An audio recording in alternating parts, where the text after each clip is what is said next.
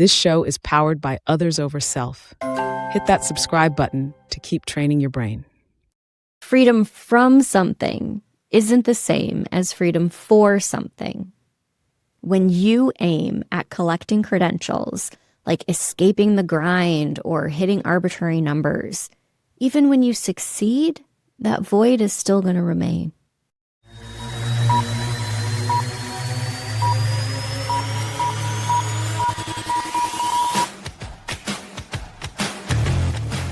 From Others Over Self, it's Hardcore and At Ease, a show about people who are keeping their edge without going over the edge.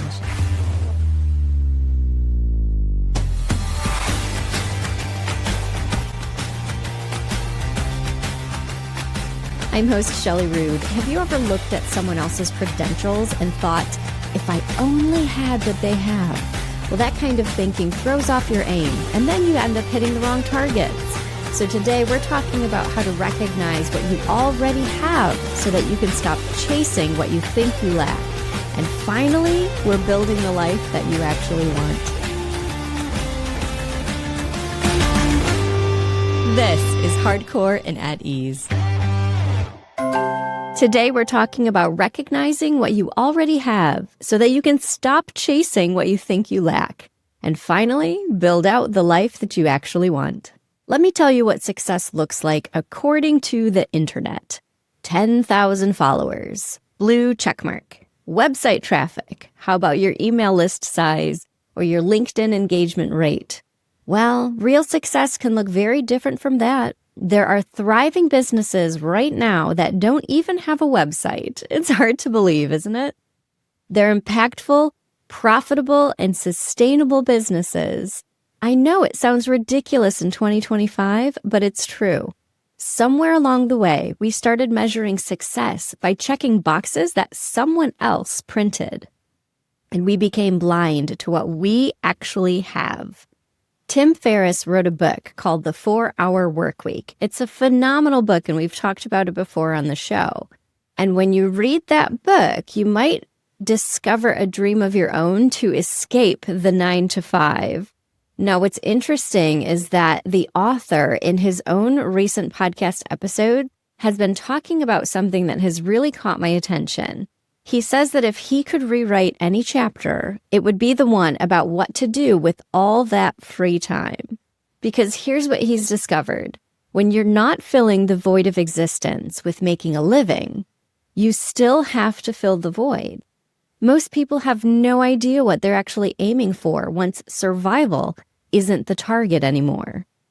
You spend your whole life shooting at make enough money to be free, but then you get there and you realize, free to do what exactly? Now, Jane Austen understood this centuries ago. In Pride and Prejudice, her character Elizabeth Bennet says that she can find her own faults faster than anyone else could point them out. We are experts at seeing our own deficiencies. I'm sure that you can list out every credential that you're missing, every milestone that you haven't hit at this point in your life yet, maybe even every gap in your resume, and you can do it super fast. But are you blind to what you actually do have? We're talking today about the gifts that we dismiss, the credentials that we don't even think about, the earned wisdom that someone else would treasure. And that blindness, well, it might be keeping you from aiming at targets that actually matter. It might be keeping you from appreciating the worth of yourself and of others. Because when we can't see our own value, we tend to inflate others to these impossible standards. Or the opposite, we can diminish them to make ourselves feel better, and neither one of those builds anything real. So let me tell you today about 5 moments when someone saw something that I couldn't see, and why those moments taught me what I'm actually aiming for. A few years back, I was sitting across from a young woman. She was maybe 24, 25 years old, and she had a Master of Divinity degree. She got it fresh out of undergrad. And I was just sitting there looking at her thinking, she is wasting her life. It wasn't because she wasn't smart. Obviously she was. And it wasn't because that particular degree didn't hold weight, because it absolutely did. But she was just sitting on it. And she was telling me how she's not sure what she's going to do next. You see, she had graduated a full year prior, and she was happy just to have graduated. She was doing part-time work as an admin and really just sitting on life. It was really hard for me to have that conversation because that credential could have opened massive doors, and it was just sitting in her pocket like spare change. Meanwhile, I'm over here with my bachelor's back from 2005, and it was years before my master's, and I was thinking in the moment, gosh, if I only had what she has. Does she realize the impact that she could be making? Does she even realize what that degree represents? But here's what I wasn't able to see in that moment. I was so focused on what she was wasting that I really was blind to what I had. You see, she didn't want to be a military chaplain. She was probably looking at my leadership experience, my time in the corporate settings, and my military background thinking, well, if I had only her earned wisdom. It's not knowledge that AI can regenerate. It's earned wisdom. It's the kind that comes from living through things, making mistakes, learning what works when theory meets reality. I had that. And she's the one that had the credential. You see, I needed a master's of divinity to become a military chaplain. She had that credential. But in that moment, we were both blind to our own gifts while perfectly able to see the other person's. What if other people look at us and see value that we are completely blind to? Not the false markers, not the follower count or the website traffic, but the real value, this lived experience, the hard-earned wisdom. Today we're talking about the gifts that we've been given that we treat like it's nothing special. Well, a fellow veteran one time said to me, "You're such an accomplished woman." And my actual response out loud to her was, "Am I?" I wasn't being humble in a false modesty type of way. I genuinely didn't know because I don't think that much about my own credentials. They're just part of my story. My bachelor's was back in 2005, and it was just another step along the way. It seems like a really long time ago. My master's came in 2022, and that took forever to finish. And even my military service, yeah, it's there, but I was never sent to combat. And even building this business, we're still a small business and we're still figuring things out. So I'm going to pause on that last one. We're still small. Well, my friend, do you know the actual definition of a small business according to the Small Business Association? Depending on your industry, you can have 500 employees or even make millions in revenue and still be classified as small. Being shameful and being humble are not the same thing. Humility recognizes gifts that have been received, while shame dismisses value earned. Now, I was operating from shame and not humility, and it was making me blind to what we had actually built as a business and what I had actually built with lived experience. Now, she, my veteran friend, was looking at me, seeing something that I couldn't see. She was seeing the compound effect of all of these things put together.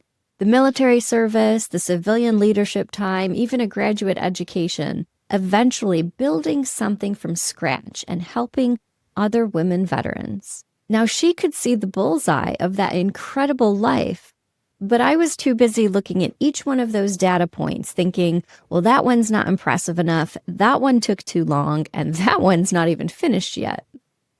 Carl Rogers, a key figure in humanistic psychology, believed what is most personal is most universal. And that's why I share some of my deep personal stories on this podcast, because our deepest, most specific inner experiences that involve fear, love, even grief, this feeling of never being enough, well, these are actually shared human truths that connect us all.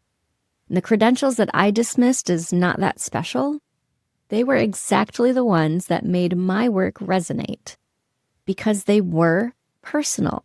They were specific to my path. They were evidence of earned wisdom, not just accumulated knowledge. Now, allow me to share with you another story that's even more personal than those two. My husband has a GED, a general education degree. And usually you get a GED because you did not graduate high school. Well, my husband did not drop out, and it wasn't that he couldn't handle high school. You see, he was homeschooled by his mother. And his mother, as the approving authority, well, she just didn't do the paperwork for him to get that high school diploma. Now, this truth is a fact that he really, really dislikes. I mean, he hates the fact that he has a GED instead of a high school diploma. He sees it as less than. It's the backup credential to him. It's the thing that you get when you mess up the normal path. But I don't see it that way, because when I look at someone who has a GED, I see someone who learned differently, someone who had to own an education in different ways than traditional students might never do it. I see someone, especially my husband, someone who developed self-direction, discipline, and independent thinking, because I know that he didn't have the structure of conventional school. So that GED, it represents gifts that he's not able to see. It's earned wisdom that he freely dismisses. It's value that he's blind to because he measures himself against someone else's printed checklist. And I, as his wife, can tell him all day long that his GED represents valuable skills. But until he can see it, until he stops measuring it against traditional diplomas and starts seeing it as evidence of different gifts, well, he'll keep aiming at the wrong target. And we may not know how others view our accomplishments or our milestones, because what looks like a deficit to us might look like strength to someone else. And what looks like a delay might look like perfect timing. What looks like the wrong path might indeed be exactly the path that develops the gifts that we actually need. Here's another story. We're going to talk about my mother. I was raised by both of my parents, and my mother was a stay-at-home mom. Now, her only desired life path was to be exactly that, a stay-at-home mom who raises babies. For some women, being in that position is absolutely everything that they want out of life. And for other women, being in that position can be a necessity that comes from income constraints. For her, it was a way of life that was worth living. It was her calling and her joy. It was my mother's chosen target. So now I'm older and I have my own kids, and I need her. It's not because I can't afford other childcare. My kids are definitely in childcare. But I need her specifically as a caregiver to provide the daily nurturing to my children. I just can't. That I don't want to. It's not my calling. I'm a different type of mother. I'm 10,000 times more comfortable in a boardroom than in a childcare room. And don't hear this wrong. I love my own kids very fiercely, but I don't like managing children in general. That's the difference. That drains me. It's not where my gifts shine, whereas my mother has a gift that I don't have. She is blessed with the ability to pour into children day after day, to find joy in the repetitive tasks of caregiving. She creates stability just by her presence. That's incredible. And for years, I couldn't see that as valuable because I measured value by corporate metrics, right? I was a young woman of the 90s. I looked at income generation, visible achievement. But as I've grown and matured, I really have finally understood that her gift makes my work possible. Her calling enables my calling. Neither one is worth more than the other. They're just different gifts being stewarded differently. When I couldn't see my own value in the business world, I couldn't appreciate her value in the nurturing world either. My blindness went in both directions. And this is what appreciation of others truly looks like. Recognizing their gifts without needing to diminish yours, and recognizing your gifts without needing to diminish theirs. I don't need to be a better mother by her standards, and she doesn't need to be a better businesswoman by my standards. We both have gifts, and we both steward them. Neither one is less than. And that, right there, that's the aiming clarity that we are after. Equal worth and different expression. Now here's one more example, and this one tugs on my heartstrings a little bit. We are currently rebranding our Women Veteran Program at Mission Ambition. You know that. We have tried in years past to combine women veterans with women who are working in non-traditional fields like manufacturing, trades, tech, just these fields where women tend to be underrepresented. Now, in our heads, this combination of women made perfect sense. Both groups face similar challenges. Both groups can learn from each other. Isn't the military a non-traditional field for a woman? Both groups are breaking barriers in these male-dominated spaces. And we tried this for years, but it just hasn't been scaling. So we ran a couple of focus groups this past year, and we discovered something that we couldn't see. The women in non-traditional fields, by large, were intimidated by the women veterans. Not inspired, not excited to connect necessarily, intimidated.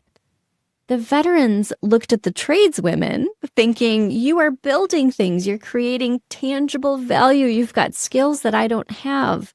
And the tradeswomen were looking at the veterans thinking, you served your country, you survived military culture, you've got this identity that I can never claim.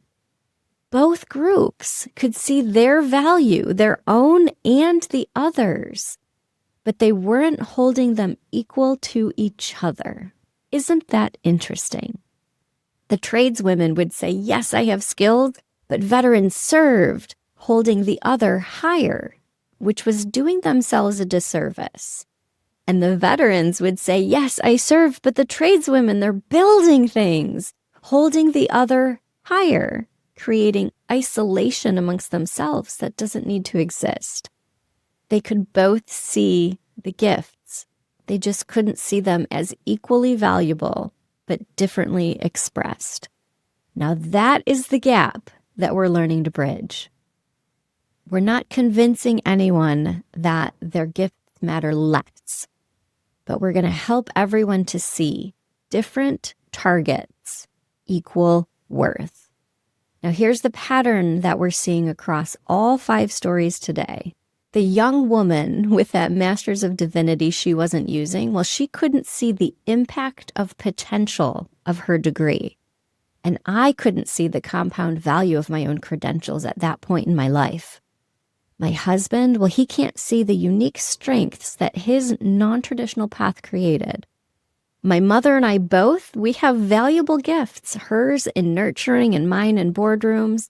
But for years, I couldn't see hers as equal because I was measuring everything by my own rude young woman metrics.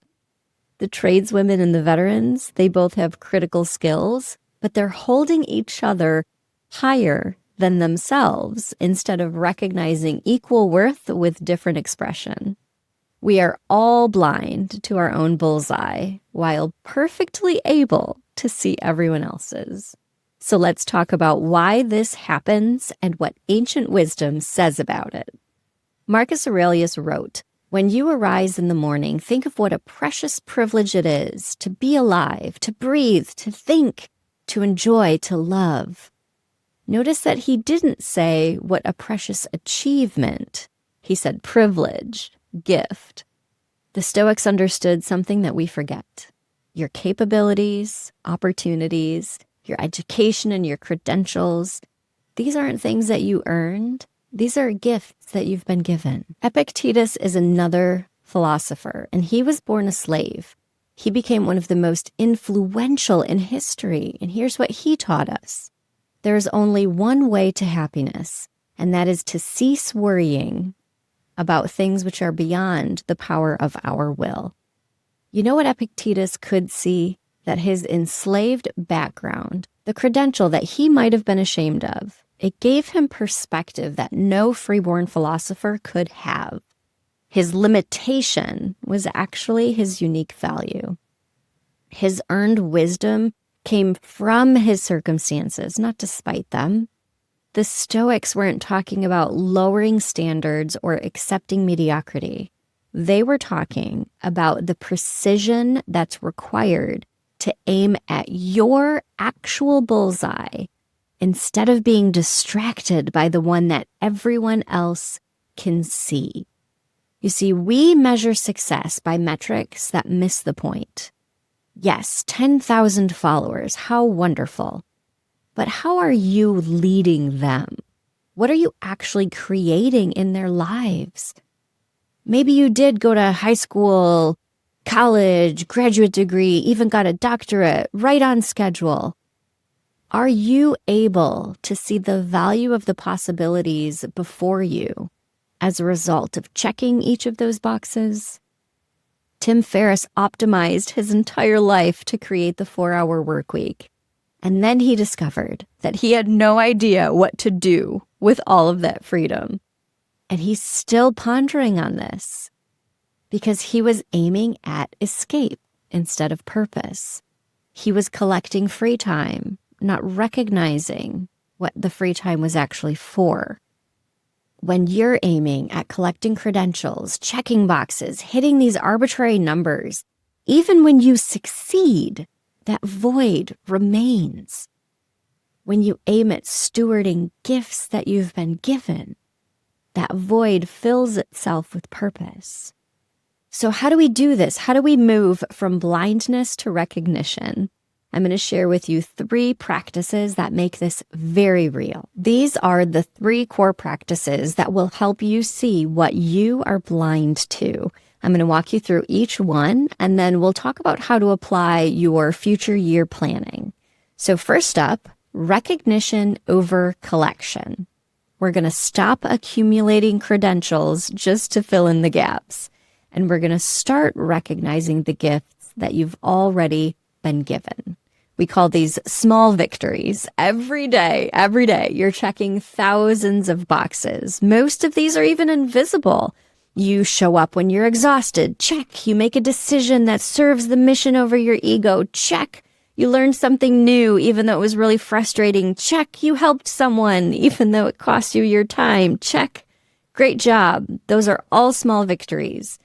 And they're not about being good enough. They're about recognizing that you're doing things, you're building things, you're checking boxes that matter when nobody's watching. Small victories are amazing. The problem isn't that you're not achieving enough. You are racking up all those small victories, my friend. The problem is that you're not recognizing it when you do. So here's your first action. Before December 31st, if you're watching this in real time, that's the end of the month. It's about 2 weeks away. I want you to contact 3 people who know you in different contexts. Someone from work, someone from personal life, and someone maybe from your past. And I want you to ask them this exact question. What do you see in me that you think I undervalue or don't fully recognize? And here's the critical rule. You are not allowed to explain. You're not allowed to justify, dismiss, or even think about the answers that they give you. I just want you to write them down. Why does this work? Because you can't actually see your own bullseye, but other people can. It's how we're made.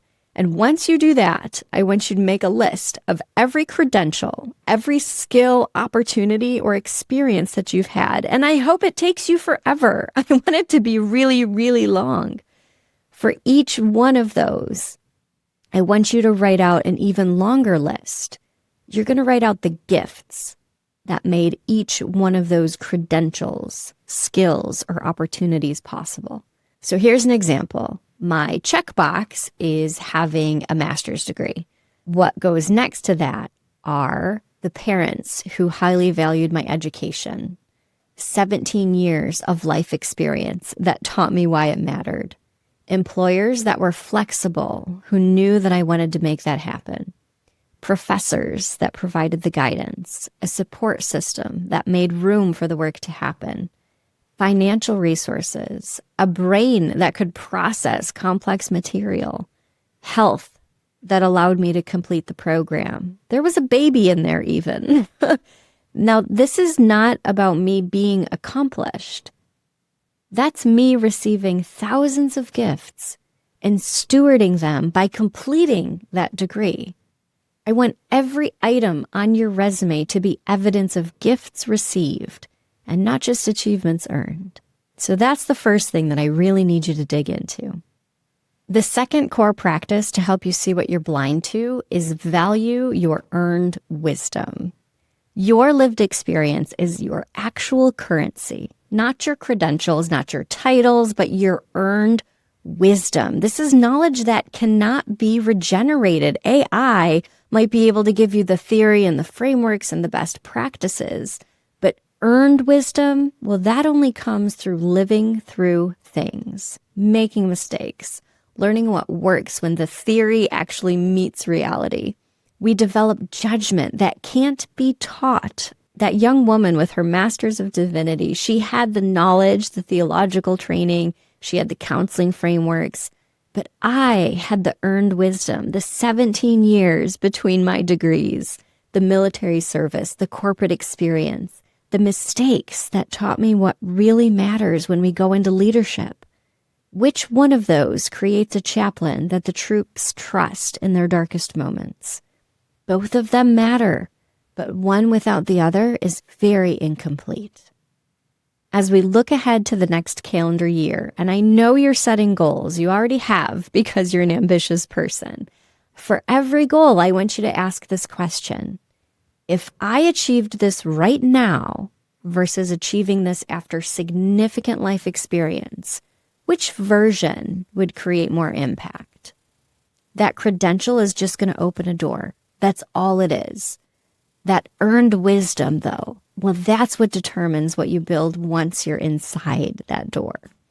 Think about what you have lived through that taught you something that AI is not going to be able to generate. What mistakes have you made that have developed your judgment? Well, that right there, that's your earned wisdom, and it's worth infinitely more than the credentials that got you in the room. Now, you may have heard me talk before about a CE accredited course for nurses and social workers that I teach on intimate partner violence and domestic violence. I teach that as a person with lived experience. In fact, that's one of the requirements for these continued education credits. The instructor has to be someone with lived experience. There's tangible value in your experience. My master's degree in 2022, it was 17 years later. That's not a late degree.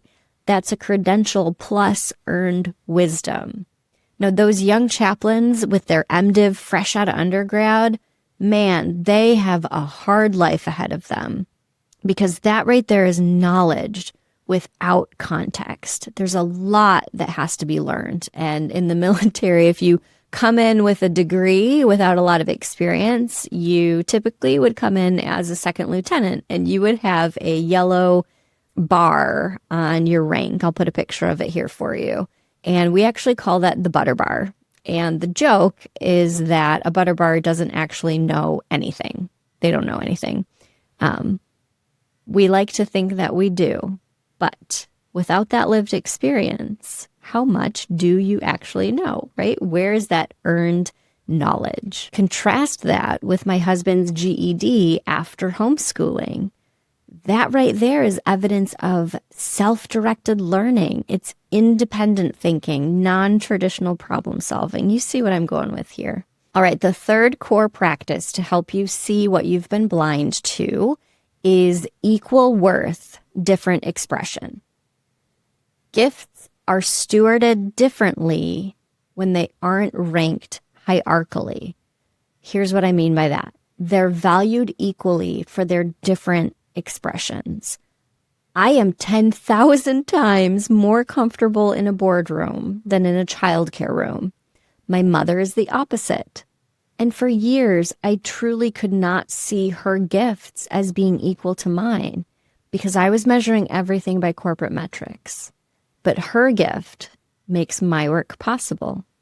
Without her stewarding her calling, I was not able to steward mine. This core practice can also be seen in the example with the tradeswomen. Both the tradeswomen and the veterans have those tangible skills. The two groups kept holding the other group higher than themselves. And that's not humility.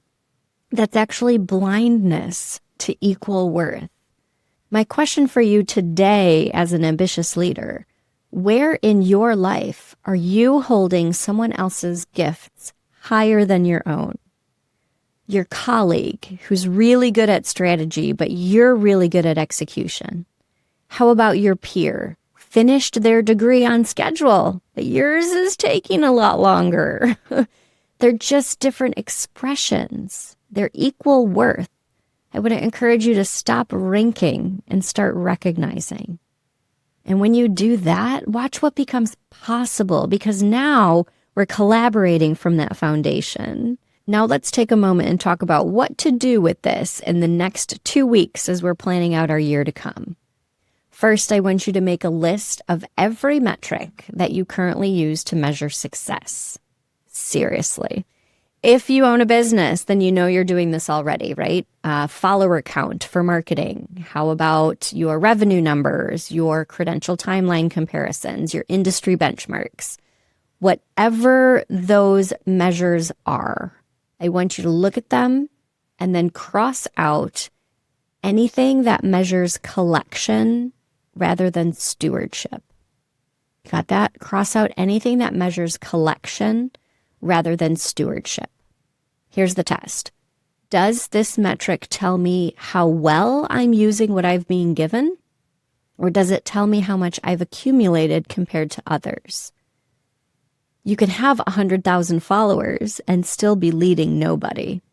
You can have 500 followers and be changing 50 lives. The number doesn't tell you what matters.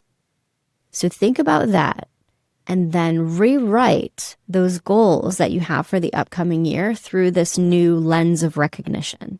So instead of get 10,000 email subscribers, try build a system that serves 1,000 people with the earned wisdom that I've been given.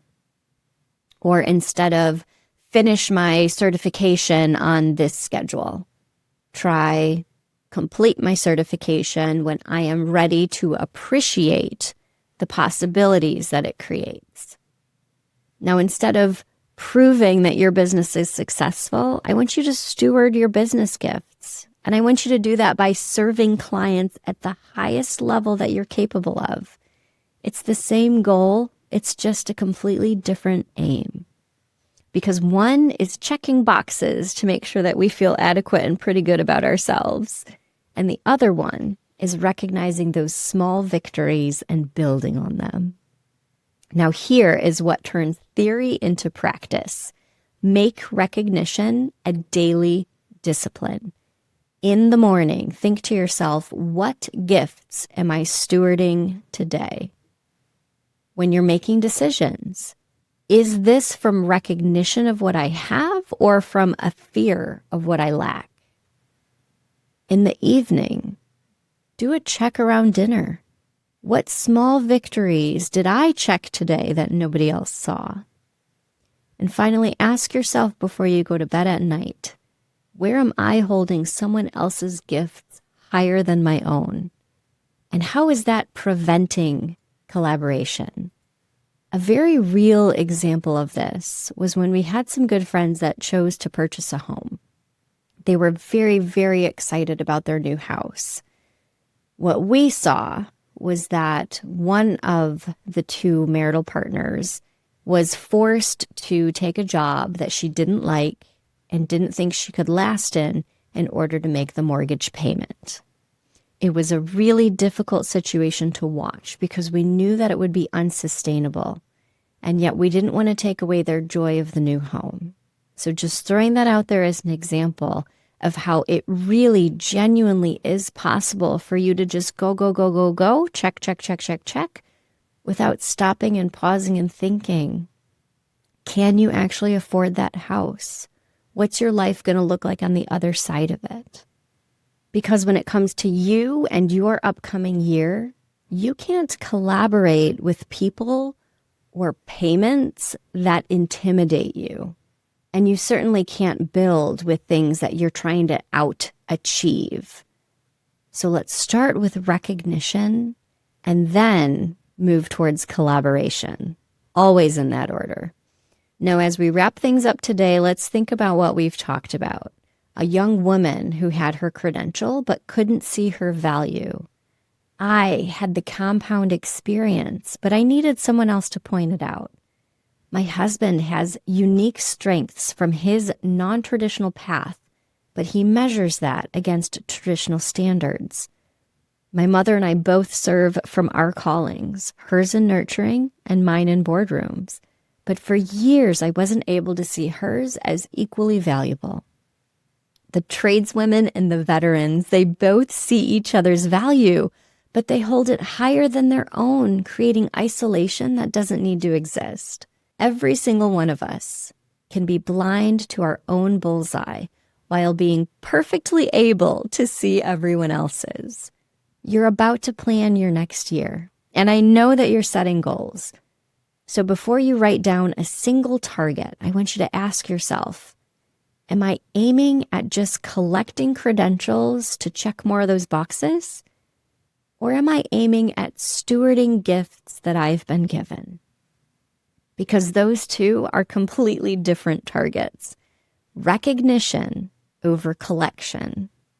See what you have instead of chasing what you lack. Value your earned wisdom. Your lived experience is your actual currency.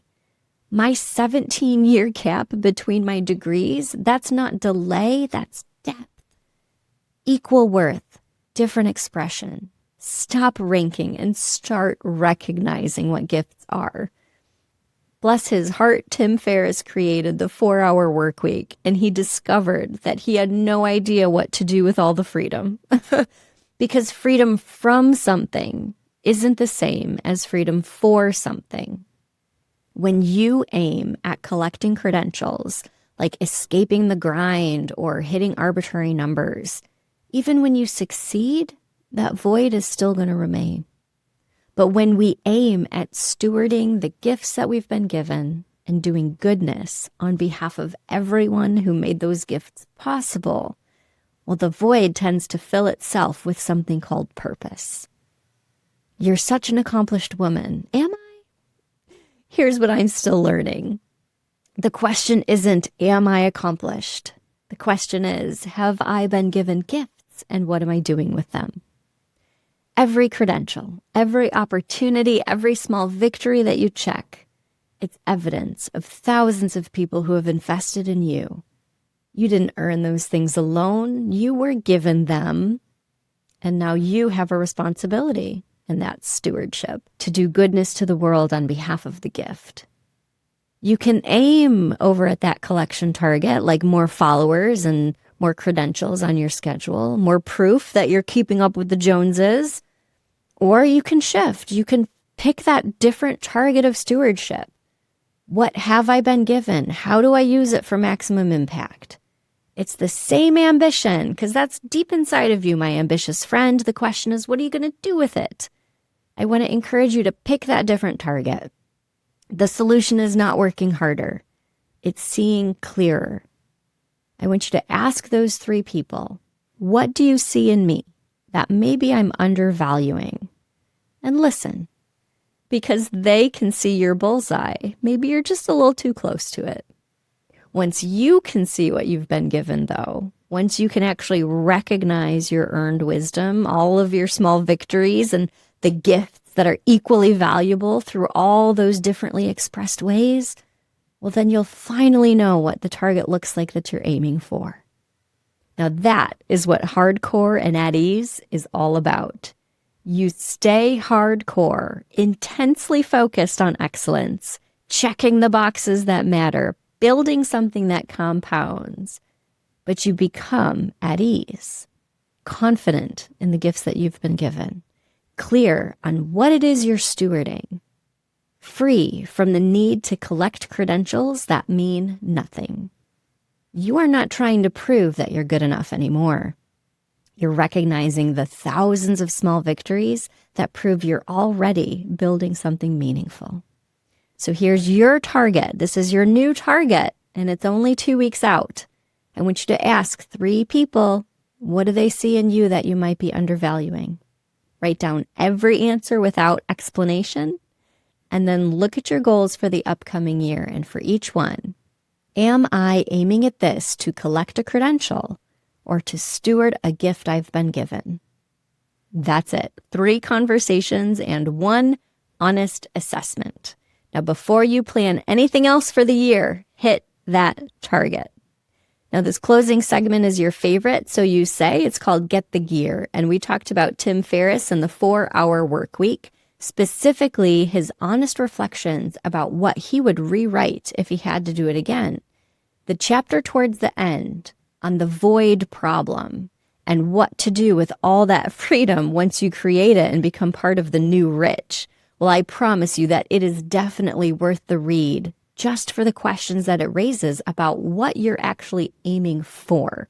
I encourage you to grab the book, and I've got a link to that in the show notes. Also in the show notes is a way to access a document to help guide your conversation around the exercise that you're going to do after listening to today's episode. That document is called the Gift Recognition Audit. It's a worksheet that walks you through identifying what others see that you can't. It's uploaded right now in our online community at join.othersoverself.com. If you pop in there and you don't see it at the top of your feed, I want you to just search Gift Recognition Audit, and I promise you'll find it.